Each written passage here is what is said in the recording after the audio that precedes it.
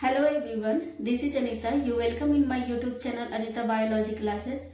आज के सेशन में हम लोग देखने वाले हैं क्लास 10th के अंदर लाइफ प्रोसेस पढ़ रहे हैं, जिसके अंदर हम लोग आज पढ़ने वाले हैं रेस्पिरेशन। देखिए रेस्पिरेशन क्या है।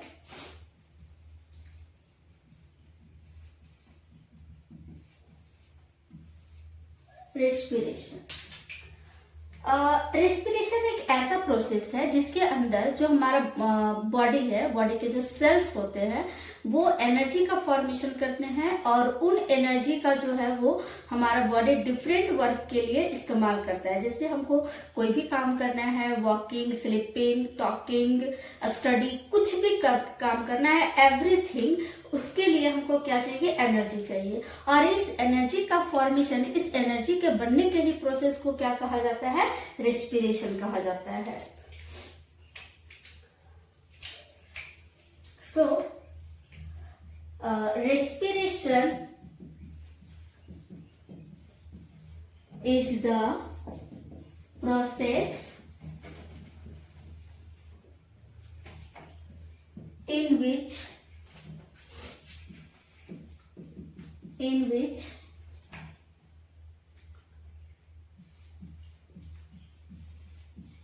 energy are formed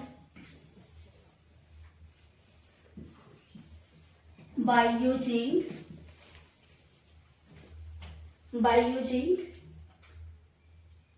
food and oxygen। देखिए क्या कर रहा है कि हमारा जो बॉडी है वो फूड, जो मतलब हम लोग खाना खाते हैं, है ना, और ये खाना और जो ऑक्सीजन है, ये दोनों क्या करते हैं? आपस में कंबाइन करते हैं, बर्न करते हैं, और देन क्या होता है? एनर्जी का फॉर्मेशन होता है। और ये एनर्जी का जो है वो हम लोग डिफरेंट एक्टिविटी, डेली के जो काम होते हैं उनको करने के लिए यूज करते हैं। यही रीजन है कि अगर हम लोग कुछ ब्रेकफास्ट या लंच को मिस कर देते हैं तो हमारा बॉडी जो है वो क्या करता है? थोड़ा वीक फील करने लगता है, मतलब कि एनर्जी फीलिंग होता है। क्यों? क्योंकि हमको फूड चाहिए एनर्जी के लिए। सो हमको फूड कहाँ से मिलते हैं? ये हम लोग पिछले क्लास में पढ़ चुके हैं। आप लोग प्लेलिस्ट में जाकर के चेक करेंगे, न्यूट्रिशन का टॉपिक है, nutrition in animals, nutrition in plants. आप उसको सर्च कीजिए, आपको मिल जाएगा फूड हमें कहाँ कहाँ से ऑब्टेन होते हैं। देन इसका इक्वेशन देखते हैं। देखिए क्या हो रहा है? फूड क्या कर रहे हैं? ऑक्सीजन के साथ कंबाइन हो रहा है, ऑक्सीजन के साथ, और क्या बना रहा है? एनर्जी बना रहा है, एनर्जी। और साथ ही साथ कुछ वेस्ट प्रोडक्ट भी बाहर निकलते हैं, जैसे कार्बन डाइऑक्साइड और वाटर वेपर, है ना, ये बॉडी से रिमूव होते हैं। देखिए फूड क्या है? फूड जो है वो हम क्या है? ग्लूकोज का फॉर्म है, कार्बोहाइड्रेट का फॉर्म है, तो लिख देते हैं इसको क्या है? Glucose C6H12O6। क्या है ये? ग्लूकोज। और ऑक्सीजन O2, है ना, ये क्या कर रहे हैं? कंबाइन कर रहे हैं, आपस में बर्न हो रहे हैं, और देन क्या कर रहे हैं? एनर्जी बना रहे हैं। ठीक है। और एक चीज इंपॉर्टेंट कि हम लोग जिस एनर्जी को, या फिर हमारा बॉडी जिस एनर्जी को स्टोर करता है उस एनर्जी को कहते हैं एटीपी। ठीक है। तो हमारा जो बॉडी है वो एनर्जी को किस फॉर्म को स्टोर करता है? एटीपी के फॉर्म में स्टोर करता है, जिसका क्या है? Full form adenosine triphosphate.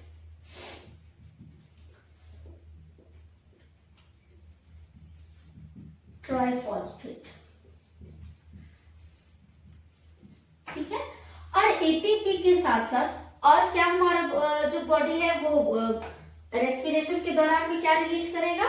तो कार्बन डाइऑक्साइड और वाटर वेपर, जो कि क्या होता है? हमारे बॉडी से वेस्ट के रूप में बाहर निकल आता है। ठीक है। तो ये नॉर्मल क्या है? रेस्पिरेशन का प्रोसेस है। अब हम लोग इसका टाइप्स देखेंगे।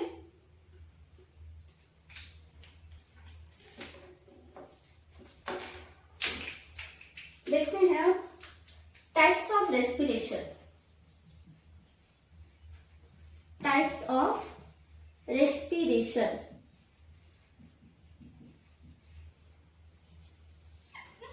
रेस्पिरेशन के कितने टाइप्स होते हैं? तो मेनली इसके 2 टाइप्स होते हैं।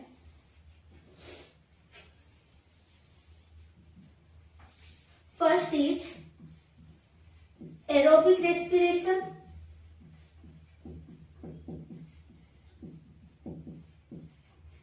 और सेकेंड इज एनारोबिक रेस्पिरेशन।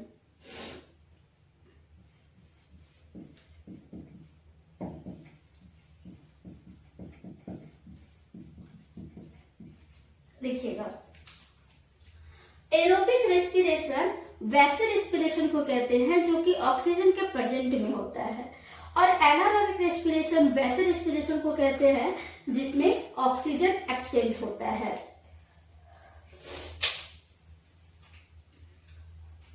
यहाँ पे इसका डेफिनेशन लिखते हैं। Which type of respiration occurs in the presence of oxygen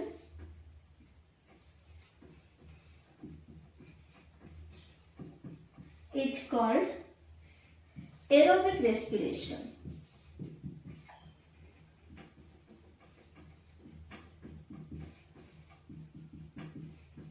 aerobic respiration, ठीक है। वैसा रेस्पिरेशन जिसमें क्या हो रहा है, ऑक्सीजन जो है वो प्रेजेंट है। प्रेजेंट है कौन? ऑक्सीजन। ये चीज इंपॉर्टेंट है। इसका इक्वेशन लिखते हैं।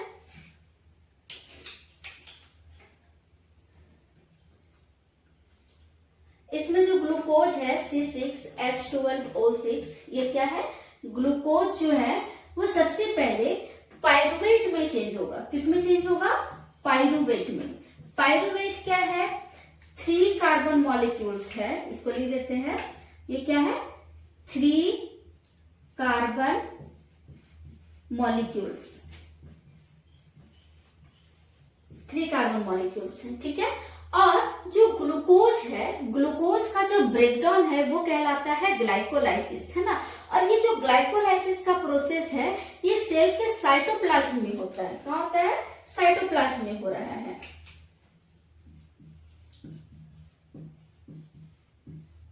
देखिए, सबसे पहले क्या हुआ? रेस्पिरेशन के लिए जो ग्लूकोज था, ये ग्लूकोज का क्या हुआ? ब्रेकडाउन हुआ। किसमें ब्रेकडाउन हुआ? पाइरुवेट में हुआ।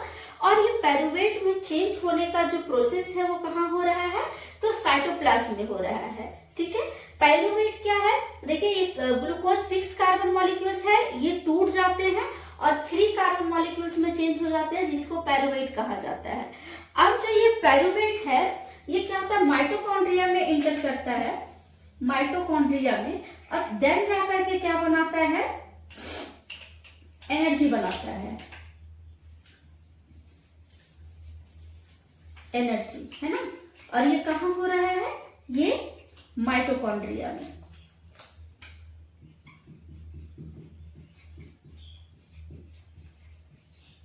ठीक है। और एनर्जी बनाने के साथ साथ क्या कर रहा है? ये कार्बन डाइऑक्साइड और वाटर वेपर को भी एलिमिनेट कर रहा है ये, है ना। तो ये हमने क्या देखा? एरोबिक रेस्पिरेशन, जो कि किसमें हो रहा है? ऑक्सीजन के प्रेजेंट में होता है। देखिए यहाँ पे इसको लिख देते हैं, देखिएगा, इन द प्रेजेंट ऑफ, इसी में लिख देते हैं, in presence of oxygen.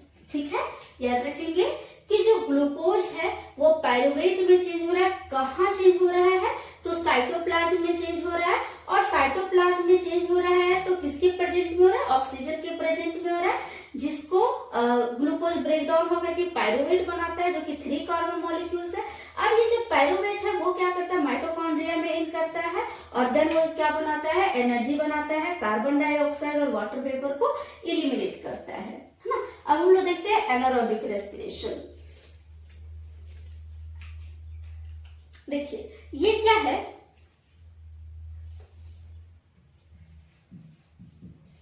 Which type of respiration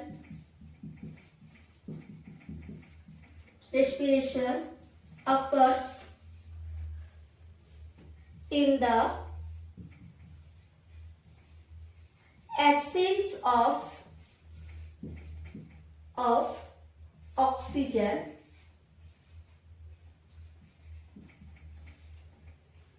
is called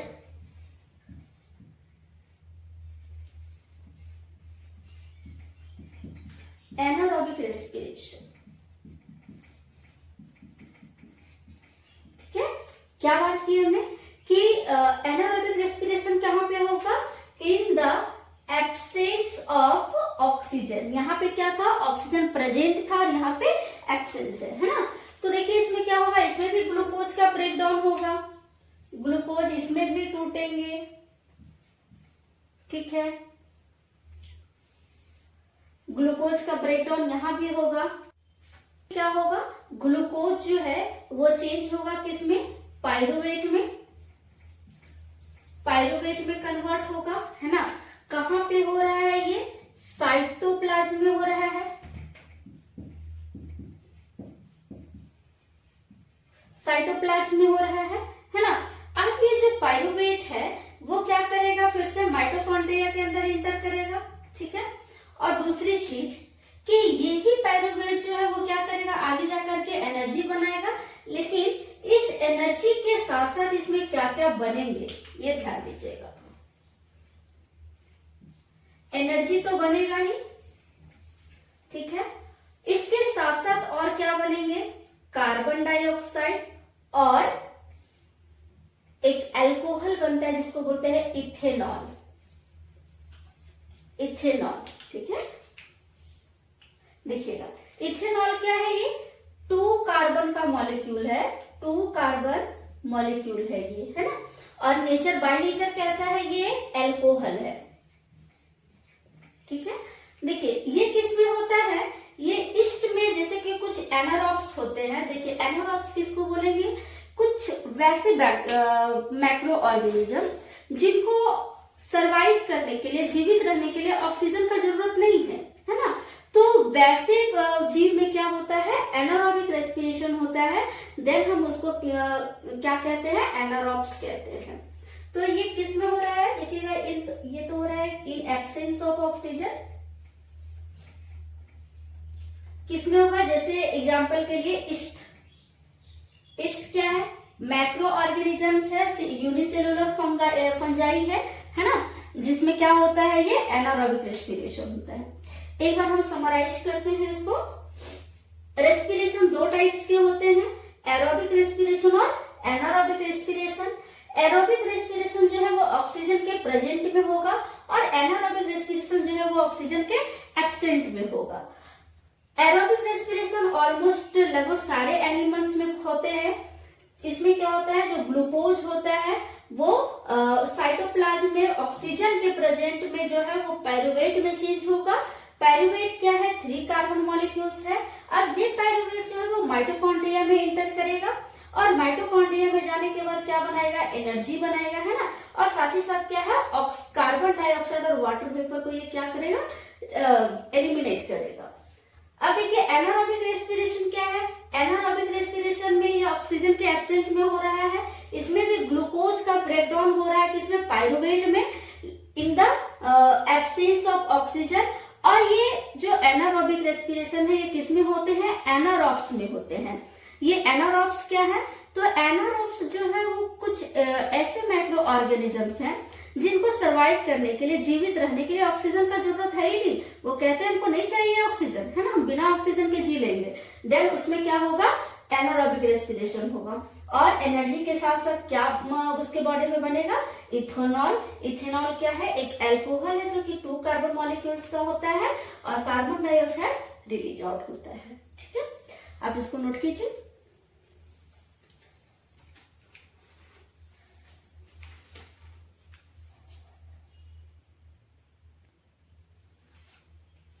देखते हैं जिसमें क्या होता है, लैक ऑफ ऑक्सीजन, मतलब ऑक्सीजन होते हैं लेकिन क्या होते हैं, उनकी कमी होती है।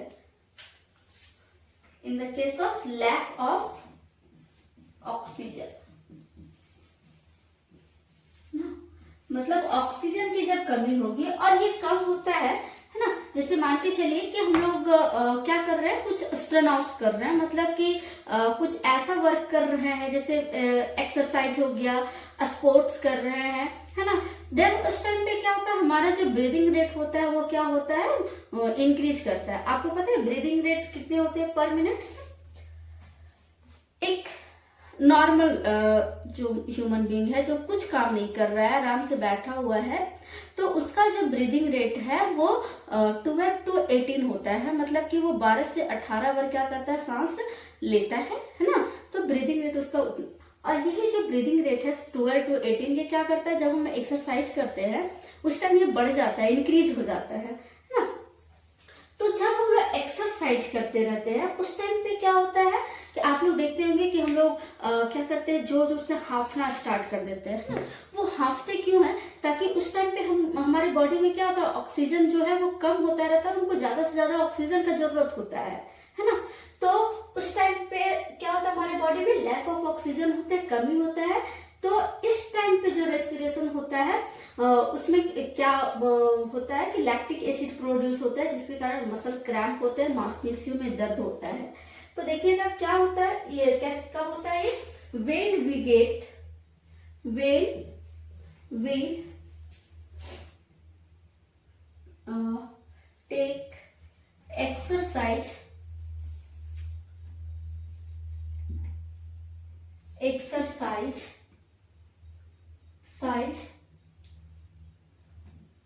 our oxygen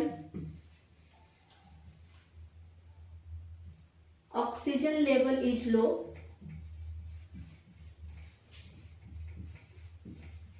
है ना।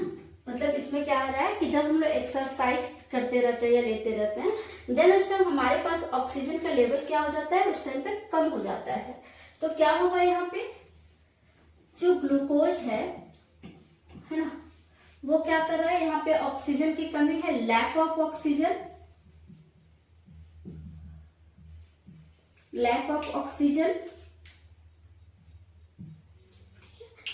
ये तो पाइरुवेट में तो चेंज होगा ही पहले, पाइरुवेट में, ठीक है। अब ये जो है पाइरुवेट में चेंज होने के बाद एनर्जी तो बनाएगा ही।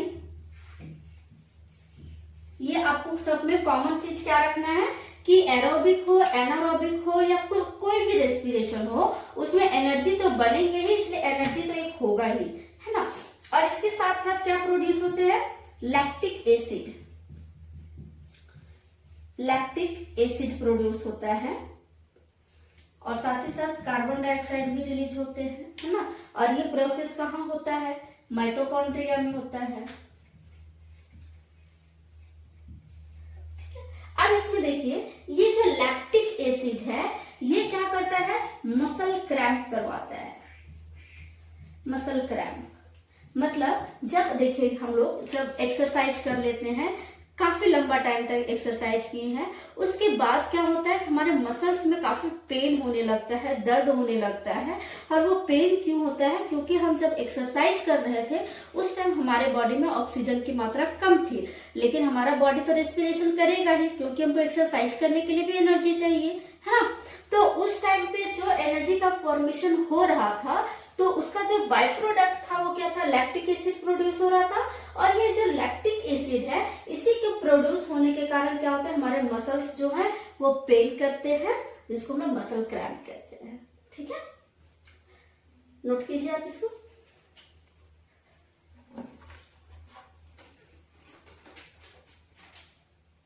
अब देखते हैं हम लोग रेस्पिरेशन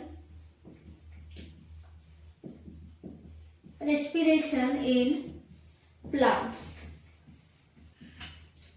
प्लांट्स में रेस्पिरेशन कैसे होते हैं, है ना। प्लांट्स में एनर्जी जो है वो कैसे बनते हैं, तो मेनली जो इसमें होता है वो क्या होता है, गैसेस का एक्सचेंज होता है, मतलब एक्सचेंज ऑफ गैसेस।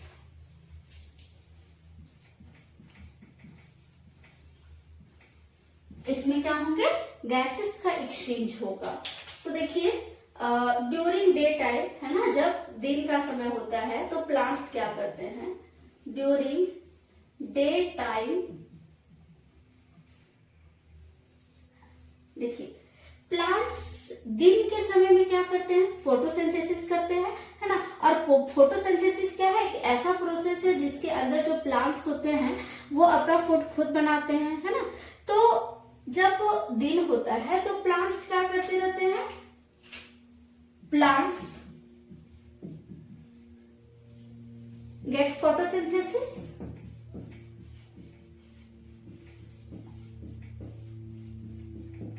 और जब इस टाइम पे प्लांट फोटोसिंथेसिस करते हैं तो ये क्या करेंगे, प्लांट जो है वो इनटेक करेंगे ऑक्सीजन का, इनटेक ऑफ कार्बन डाइऑक्साइड, है ना।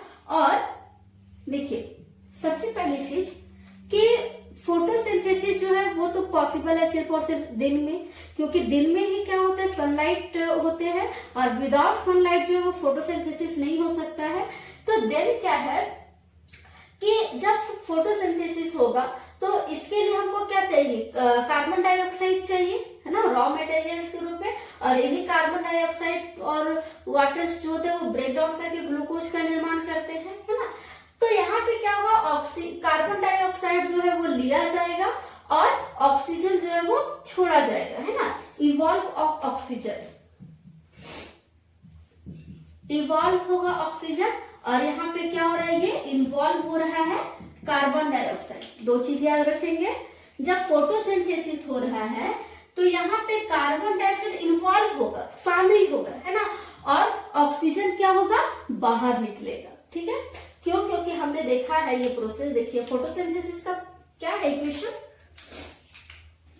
कार्बन डाइऑक्साइड प्लस वाटर क्या करते हैं, ये ग्लूकोज बनाते हैं, और साथ ही साथ क्या करते हैं, ऑक्सीजन को रिमूव करते हैं, ऑक्सीजन को बाहर निकालते हैं, ये, है ना। तो यही चीज हमने बात किया कि देखिए फोटोसिंथेसिस तो सिर्फ दिन में होगा, लेकिन रेस्पिरेशन जो है वो दिन और रात दोनों टाइम होगा, है ना। तो जब दिन का बात था तो उस टाइम पे क्या हुआ, कार्बन डाइऑक्साइड इन्वॉल्व हुआ और ऑक्सीजन इवॉल्व हुआ। लेकिन जब यही नाइट टाइम होता है, ड्यूरिंग नाइट टाइम,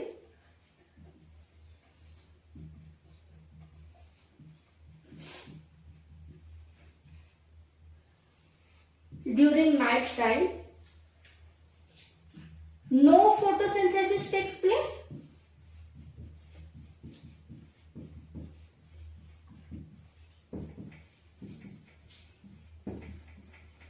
कोई फोटोसिंथेसिस नहीं होता रहता है नाइट के टाइम में। तो उस टाइम पे क्या होता है, यही जो प्रोसेस है वो रिवर्स हो जाता है, मतलब ऑक्सीजन जो है वो इवॉल्व की जगह पे इन्वॉल्व होने लगता है, इन्वॉल्व ऑक्सीजन, ठीक है, और इवॉल्व कार्बन डाइऑक्साइड। मतलब क्या हो रहा है कि जो प्लांट्स होते हैं वो रात में ये दूसरा प्रोसेस करने लगते हैं, ऑक्सीजन लेने लगते हैं और कार्बन डाइऑक्साइड छोड़ने लगते हैं, ठीक है। और ऑक्सीजन क्यों लेने लगते हैं ये, क्योंकि इस टाइम पे इसको क्या करना होता है, रेस्पिरेशन करना होता है। और अभी हमने देखा कि रेस्पिरेशन करने के लिए क्या चाहिए, ऑक्सीजन चाहिए, है ना। तो इन्वायरमेंट का जो ऑक्सीजन होता है वो प्लांट्स लेने लगता है रात को, कार्बन डाइऑक्साइड छोड़ने लगता है। देखिए आप लोग एक कहावत सुनेंगे कि रात के टाइम पे पेड़ों के नीचे नहीं बैठना चाहिए या नहीं सोना चाहिए। क्यों, क्योंकि जो प्लांट्स होते हैं वो रात में क्या करते हैं, हमारे जैसा, ह्यूमंस के जैसा वो क्या करते हैं, ऑक्सीजन जो है वो लेने लगते हैं और कार्बन डाइऑक्साइड छोड़ने लगते हैं। और जब प्लांट्स कार्बन डाइऑक्साइड छोड़ेगा और उस कार्बन डाइऑक्साइड को अगर हम लेंगे तो क्या होगा, वो बहुत सारे रेस्पिरेटरी डिजीज या बहुत सारे जो है वो सिम्टम्स कॉज करने लगेंगे। सो हमको क्या करना चाहिए, कभी भी रात के टाइम पे पेड़ों के नीचे बैठना या सोना नहीं चाहिए। आप इसको नोट कीजिए।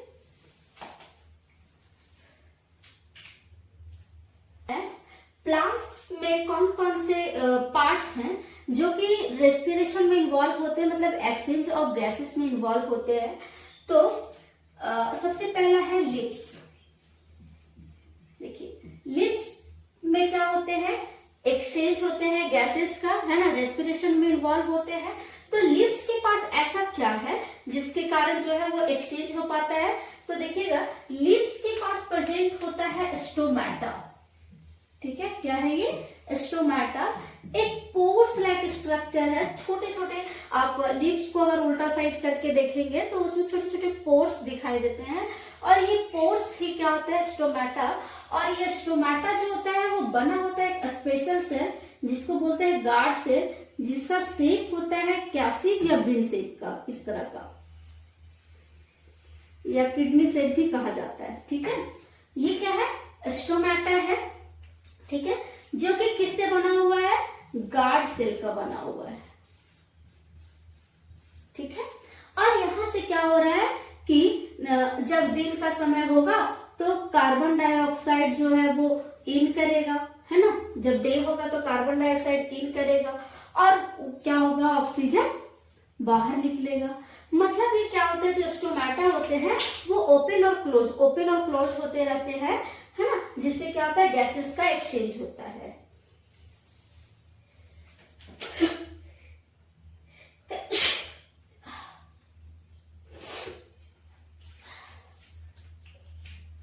सेकेंड है स्टेम।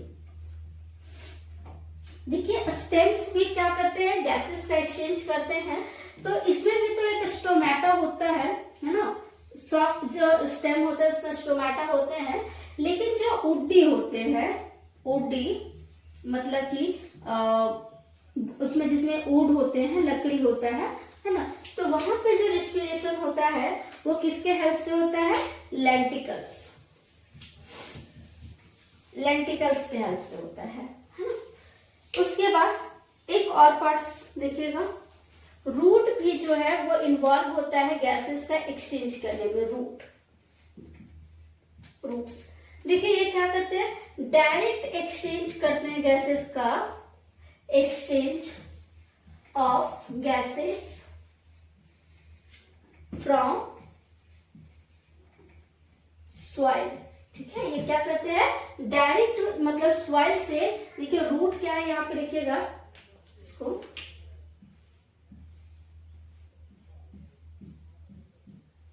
दिस इज रूट, है ना, और ये रूट जो होता है वो क्या है, सॉइल के अंदर इम्बेडेड है, घुसा हुआ है सॉइल के अंदर, है ना, और ये सॉइल से क्या करता है, डायरेक्ट जो है वो गैसेस का क्या करता है, एक्सचेंज करता है। ठीक है, ऑक्सीजन ले रहा है ना? तो यहाँ पे क्या हो रहा है कि जो रूट्स हैं वो डायरेक्ट एक्सचेंज कर रहा है किससे, सॉइल से। ठीक है, देन हम इसको क्या कहेंगे, इस तरह के जो सिंपल ट्रांसपोर्टेशन हो रहा है इस प्रोसेस को कहते हैं डिफ्यूजन। क्या कहा जाता है, डिफ्यूजन, याद रखेंगे। तो यहाँ पे जो गैसेस का एक्सचेंज हो रहा है इसको क्या कहा जाता है, डिफ्यूजन कहा जाता है। ठीक है, नोट कीजिए आप इसको।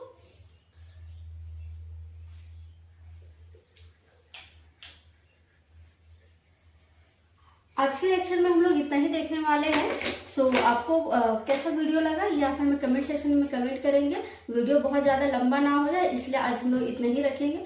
और कुछ स्टूडेंट्स का कहना था कि जो लेटर है वो क्लियर नहीं दिखता है, तो आप अपने जो क्वालिटी है उसको इम्प्रूव कर लीजिए, थोड़ा सा बढ़ा लीजिए। अगर आप 360 में देखते हैं तो आपको ये जो वर्ड्स हैं, लेटर है, वो क्लियर दिखेंगे। Thanks for watching me.